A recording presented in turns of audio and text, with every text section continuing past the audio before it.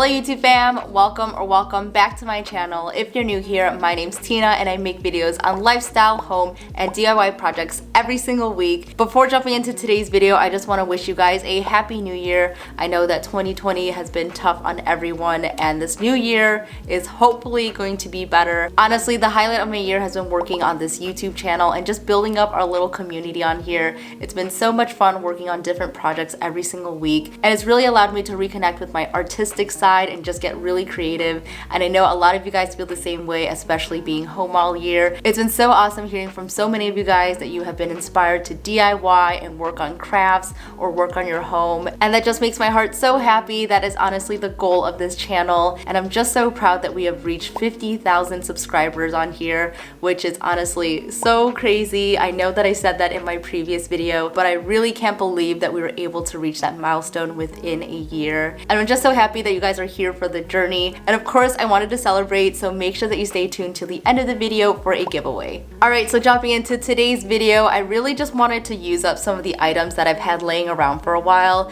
As you guys know, I love going to Dollar Tree and just finding some really cool items to upcycle or make into DIYs, and that's exactly what we're doing in this video. We're trying out a really cool new technique and I'm excited to show you guys because I think it turned out so good. And as always with these Dollar Tree videos, you don't need these exact items from Dollar Tree to create these projects. There are definitely other stores that carry these same items, so everyone can recreate these no matter where you are. Alright, without further ado, let's jump into the first project.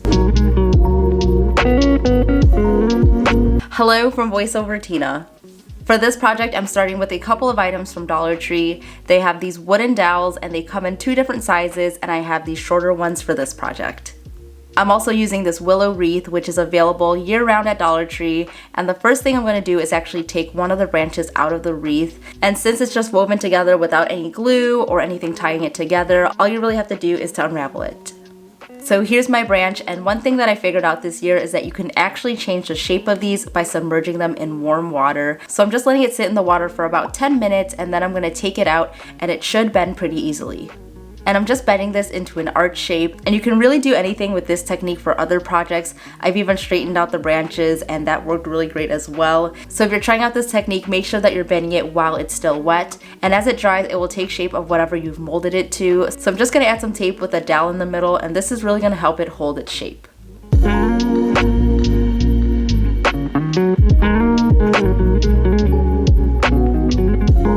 Once it's dry, you can go ahead and glue the pieces together, and I'm not going to lie, this part was a little bit difficult just because I had to hold it with one hand and then try to glue it with the other. So it took a little bit of trial and error, so I'm just using my hot glue gun here, and then I'm also going to use raffia to wrap around the joints, and I'm just wrapping it by crisscrossing it, and I'm also using the glue, and this just holds it all together.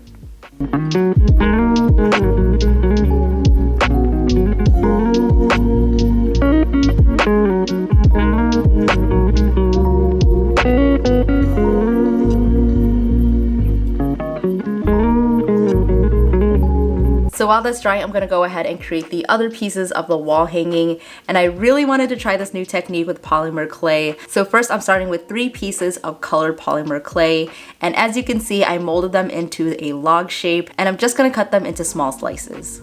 And while you're doing this, it's best if your clay is a little bit harder, so I would suggest to put it into the fridge for about 10 minutes prior to cutting it. Also, is it just me or does it look like I'm cutting hot dogs? Next, I'm going to cut them into smaller pieces, and there really is no rhyme or reason to the shapes that I'm creating, but the smaller the pieces that you make, the more veining that you'll have, so it really just depends on the look that you're trying to achieve. Now that everything's cut up, I'm going to separate them and try to mix the different colors as best as I can. I'm trying my best to make sure that there's not one color too concentrated in one area.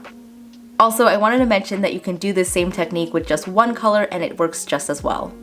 Now I'm adding in some white acrylic paint to completely coat each one of the pieces of clay, and you'll see that I'm wearing gloves to do this since it gets a little bit messy, but once everything is coated, I'm just going to go ahead and let it dry.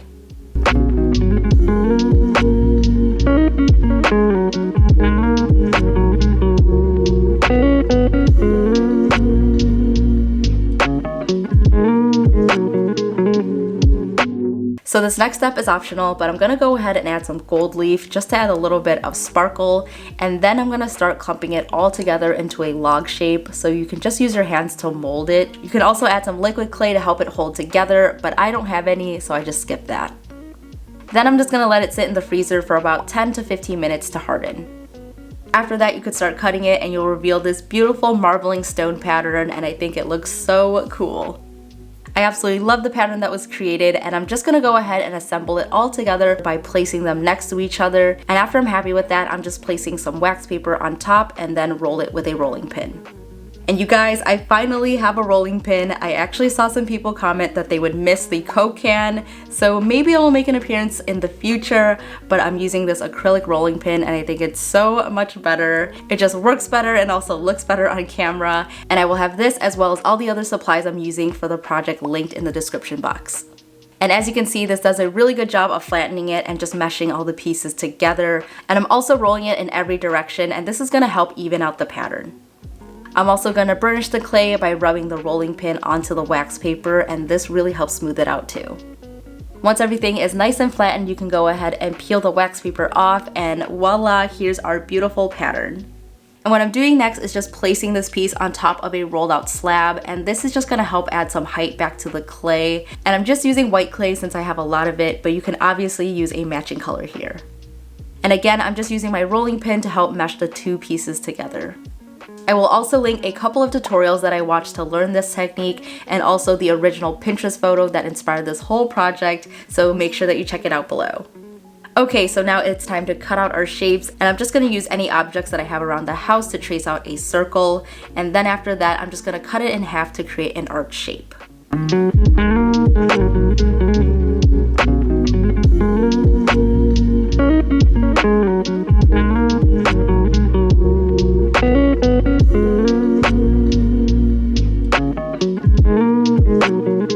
And don't forget to add in the holes before you bake it so that you could string them together later. So now it's time to pop them into the oven, and I'm just baking them according to the directions on the package. So here's how the piece is looking after baking, and I think it looks so amazing. And I'm just gonna go ahead and smooth everything out with some super fine sandpaper, and I would recommend starting with 400 grit or higher. To cover the white sides, I'm painting it with a brown color, and it matches the clay perfectly and just makes everything look a lot more seamless. To seal everything up, I'm using a water-based polyurethane in a gloss finish, and this is just going to give it a nice shine and also protect the piece. I ended up giving it 2 coats of the sealant, and here's how it's looking. With a tiny eyelet screw, I'm going to screw it to the bottom of the last piece, and this is what I'm going to use to attach my tassel later. Next, I'm creating a tassel with 6mm macrame cord, and I just want to cover the middle section of the cording since it has a bit more of a nautical look, so I'm using another piece of macrame and I'm just going to wrap it and glue it together.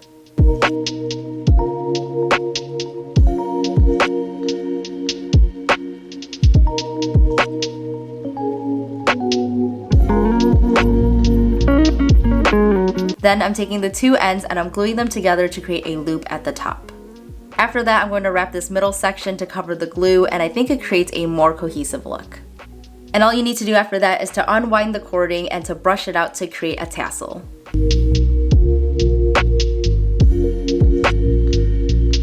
Here's how everything's looking. I'm just going to cut the ends later after I assemble everything together. Going back to my wooden arch, my sides were not even, so I just ended up sanding it down on both ends so that everything would be the same length. And to give it some texture, I'm wrapping the 2 vertical parts with some macrame, and I'm also securing that with some hot glue. Now it's time to put everything together, and I'm just using some raffia to string each piece together and knotting it.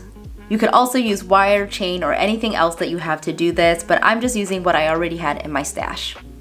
Everything is looking so cute, and all you need to do is to cut the tassel down and it's ready to be on display. It's been so much fun experimenting with clay and learning new techniques, and I think this wall hanging is the perfect boho addition to jazz up any wall in your home, and I'm just so happy with how it came out. It looks very unique and unlike anything that I've seen before, and I'm just excited to create even more projects with this pattern technique, and I hope you guys learned something new and try out this project at home. For the second project, I'm using a little soap dish from Dollar Tree, and I've actually used this item for a DIY before, but I've never seen it in this cute yellow color, so I had to pick it up. And I cannot stop making cute jewelry dishes, so we're gonna make a ring holder with some polymer clay. So first I'm creating a slab of clay to work on, and I'm starting by conditioning it by kneading it and softening the clay up. Then I'm just rolling it out, and one trick that you can do to create an even slab is to put down some popsicle sticks in the height that you want. I got these big ones from Dollar Tree, and I'm stacking 5 on top of each other to create a thicker piece of clay. And I'm laying this on both sides of my clay, and then with my rolling pin, I'm just gonna roll right on top of it. This is really gonna help ensure that the clay stays even in height throughout the whole slab. I also like to use wax paper as a barrier, and that way the rolling pin won't stick onto the clay. And if you run into any air bubbles, go ahead and cut them with an X-Acto knife and just roll right on over them to push the air out. Okay, so here's how our clay is looking, and now I'm just gonna draw out my design. This project is actually inspired by a piece from Anthropologie, and it features a sun design. So with my pencil, I'm going to trace a small circle with a container, and this is going to create my half sun shape. Next, with a small dowel that I also got from Dollar Tree, I'm going to use that as a guide for creating the rays of the sun. And first I'm going to mark off how long I want each ray to be with a line, and I'm going to use that as a template. And with that dowel, I'm just going to trace around it to create open circles for the rays. I tried my best to space everything out as evenly as I could, so first I traced out the 2 outer rays first, and then I did the one in the middle, and this is going to help me space the other 2 rays in between perfectly.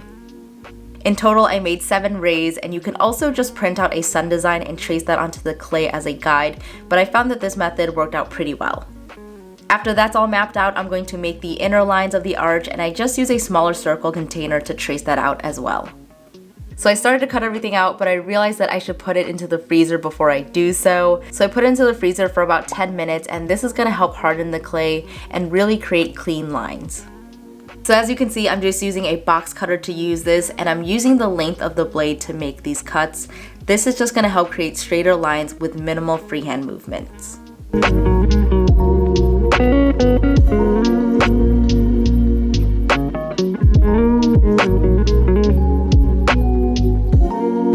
After it's all cut out, you can go ahead and remove the excess clay, and then I'm just going to bake it. And you'll see that I just have it laid flat down onto the pan, and I'm putting it into the oven according to the directions at 275 degrees Fahrenheit for 15 minutes. And you guys already know the drill. After it's cooled down from the oven, I'm just gonna sand everything down and smooth it all out.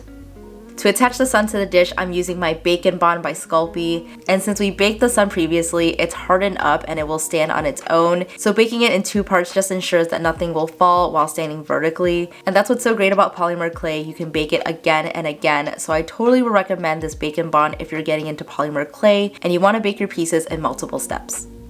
Here's how it's looking after the oven. I think it looks really great, and now it's just time to paint it, and you can do this in whatever colors you'd like.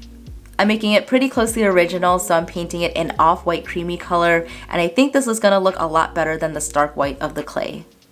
And of course I added in some speckling for an extra handmade touch, and I made sure to cover the base of the dish so I wouldn't get any paint on it. After everything's dried, you can go ahead and seal it, and since this dish is glossy, I'm just going to use a glossy sealant from Sculpey as well. This one actually came in a kit with the Bacon Bond, and I will have it linked down below.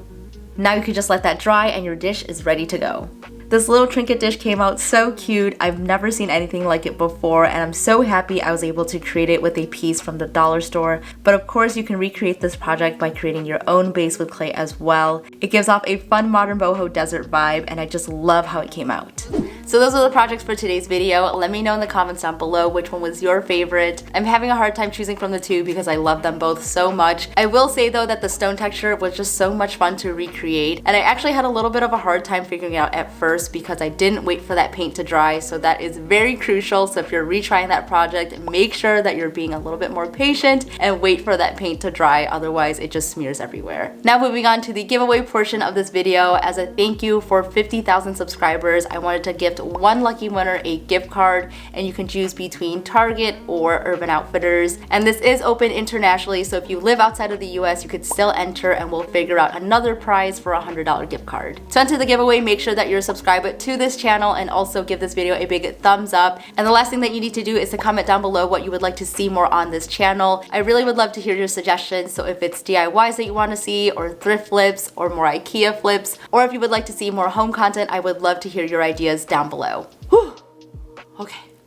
For an extra entry into the giveaway, make sure that you're following me on Instagram as well as liking this photo right here and then commenting whatever you would like with the hashtag giveaway. That way I know that you're entering to the giveaway and that you have an extra entry. And that's all there is to it. I will put everything else in the description box so that you guys know exactly what the rules are as well as when the cutoff date is and when I'll be announcing the winner. Okay, so that was a lot of information, but before I close out this video, I just want to say thank you guys all so much for such an incredible year of growth on this channel. I can't wait to see you guys in the new year. Good luck to everyone who enters the giveaway. Thank you guys all so much for watching. Stay inspired and I'll see you in the next one. Bye!